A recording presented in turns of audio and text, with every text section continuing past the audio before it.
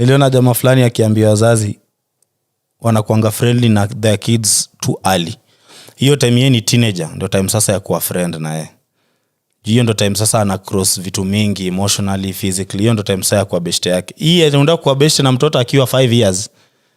Hakuna. He is my friend. My friend na analia kirukia wageni.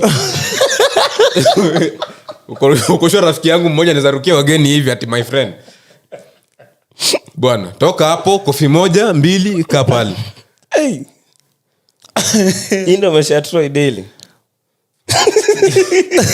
Inaanza. Sasa ndafanyaje? Nani hivi sina option. Nilinotice huyu jamaa kama for example anajuaga tukiwa nje na tukiwa ndani ya nyumba. Tukiwa ndani ya nyumba tuseme amefanya mistake ama anataka kufanya kitu yenye anajua ndamkataza. Nikisema tu once. Hivyo tu venye ni mdogo hivyo. Anajuaga na atatoka hata guza. The same thing, same situation nje nikimwambia aache, hata acha. Anajua hapa nje baba mimi ndo niko na power. Na niko na audience. Wana understand ile kitu ya kuassume mtoto aelewi vitu. Wanaelewa, wanajua. Anajua tu vizuri.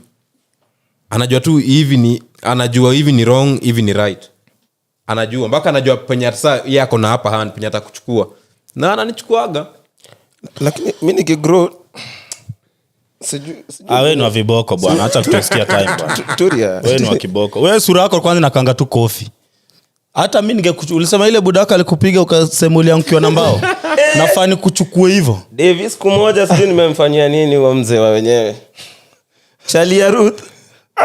Alishanipiga mbata nikaenda shuleni. Sasa nini mbaya niangukiwa na mbao. But mimi najua. Jamaa amenitoa upuzi pale kwake. Fuck. Nimekumbuka. Hii macho ilikuwa